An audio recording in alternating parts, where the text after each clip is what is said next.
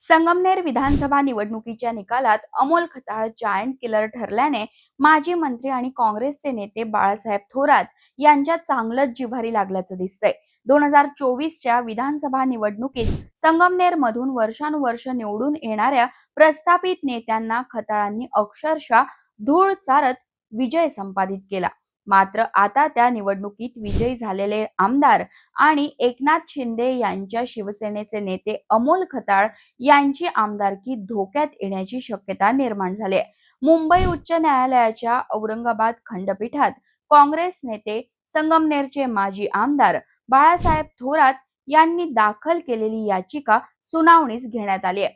तर अमोल खताळ यांनी दाखल केलेली याचिका न्यायालयाने फेटाळून लावली आहे. थोरात यांनी दाखल केलेल्या याचिकेत अमोल खताळांच्या उत्पन्नाचे स्रोत लपवल्याचा आरोप करण्यात आला असून त्याला नेमकं कोणते आधार आहेत? न्यायालयामध्ये आमदार अमोल खताळ यांच्या विरोधात बाळासाहेब थोरात यांनी दाखल केलेल्या याचिकेत इतर कोणते मुद्दे मांडण्यात आले आहेत? खताळांची याचिका न्यायालयाने का फेटाळली? थोरात यांच्या आरोपांना खताळांनी काय उत्तर दिलंय? न्यायालयाचा निर्णय आल्यानंतर अमोल खताळांची आमदारकी रद्द होऊन बाळासाहेब थोरात पुन्हा आमदार होऊ शकतात का?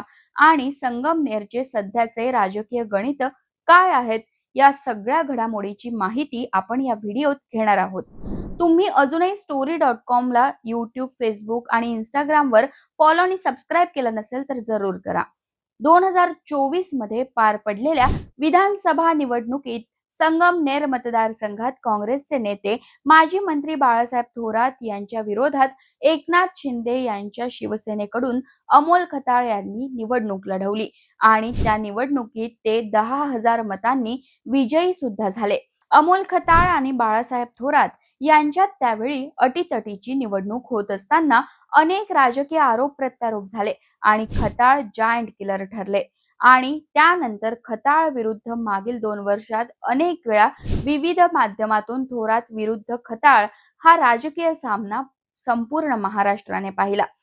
नगरपालिका निवडणुकीत तर संगमनेरची नगरपालिका बाळासाहेब थोरात यांनी राजकीय डावपेच खेळून एक हाती आपल्या ताब्यात घेतल्यानंतर आता खताळ यांना दुसरा धक्का देण्यासाठी थोरात सरसावल्याचे दिसत आहे. बाळासाहेब थोरात यांनी मुंबई उच्च न्यायालयाच्या औरंगाबाद खंडपीठात एक याचिका दाखल केली असून त्यात अमोल खताळ यांनी आमदारकीचा अर्ज भरताना उत्पन्नाचा स्रोत आणि कराची थकबाकी आपल्या प्रतिज्ञापत्रात जोडली नसल्याचा दावा करत त्यांची आमदारकीच रद्द करण्याचे आदेश द्यावेत अशी विनंती न्यायालयाकडे केली आहे.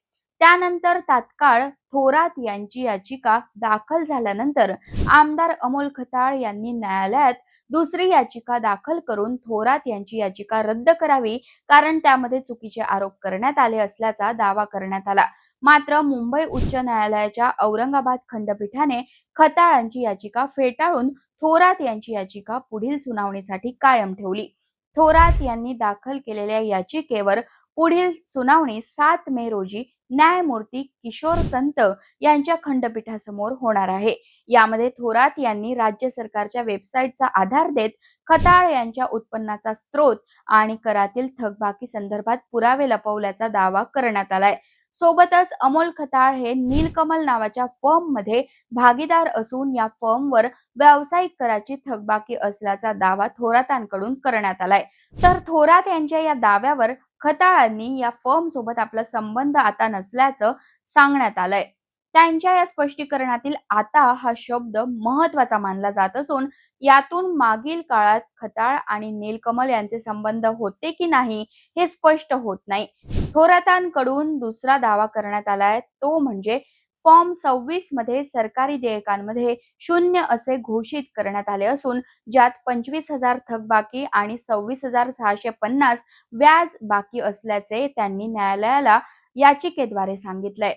यासोबतच बाळासाहेब थोरात यांनी आमदार अमोल खताळ यांनी त्यांचे उत्पन्न स्रोत लपवल्याचे लोकप्रतिनिधी कायद्याच्या कलमांचा उल्लेख करत त्यांचा विजय अवैध असल्याचं न्यायालयाने घोषित करावं अशी थेट मागणी केल्याने न्यायालय पुढील 7 मेच्या सुनावणीत काय निर्णय घेणार याकडे सर्वांचं लक्ष लागलंय. थोरात यांनी न्यायालयात याचिका दाखल केल्यानंतर आमदार अमोल खताळही सक्रिय झाले आणि त्यांनी दुसरी याचिका मुंबई उच्च न्यायालयाच्या खंडपीठात दाखल करत थोरात यांची याचिका रद्द करण्याची मागणी केली. यावर न्यायालयात सुनावणी पार पडली. त्यावेळी खताळ यांनी नीलकमल फर्म आता विसर्जित झाली असून त्यात माझी कुठलीही भागीदारी नसल्याचं सांगण्यात आलं. त्यावेळी थोरातांकडून जीएसटी वेबसाईटचा आधार न्यायालयासमोर देत फर्म अस्तित्वात असल्याची माहिती सांगितल्याने न्यायालयाने खताळ यांचा अर्ज फेटाळला आणि थोरातांची याचिका पुढील सुनावणीसाठी ठेवली. एकंदरीत न्यायालयाने थोरात यांना याचिका कायम ठेवून दिलासा दिलाय, तर अमोल खताळ यांच्यावर टांगती तलवार मात्र नक्कीच असल्याचं दिसतंय. या प्रकरणात न्यायालय पुढील सुनावणी 7 मे रोजी देणार असून याकडे आता सर्वांचं लक्ष असणार आहे. जर न्यायालयाने अमोल खताळ यांना धक्का दिला आणि आमदारकी रद्द झाली तर तिथून पुढे काही दिवसात पोटनिवडणूक लागू शकते, ज्यामध्ये पुन्हा एकदा खताळ विरुद्ध थोरात सामना रंगण्याची चिन्ह नाकारता येत नाही. 2024 मध्ये झालेल्या निवडणुकीत थोरात यांचा अवघ्या 10,000 मतांनी पराभव झाला होता. त्यामुळे पुढील काळात जर निवडणूक झाली तर मतांची जुळवाजुळवच कशी होणार तेवढेच महत्वाचे आहे.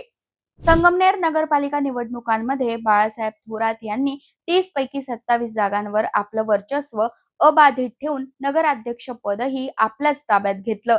या निवडणुकीत नगराध्यक्ष पदावर मैथिली तांबे यांनी 3015 मतांनी विजय मिळवला अन महायुतीला जोरदार झटका दिला. त्यामुळे कदाचित बाळासाहेब थोरात यांचं पारडं जड राहण्याची शक्यता आहे.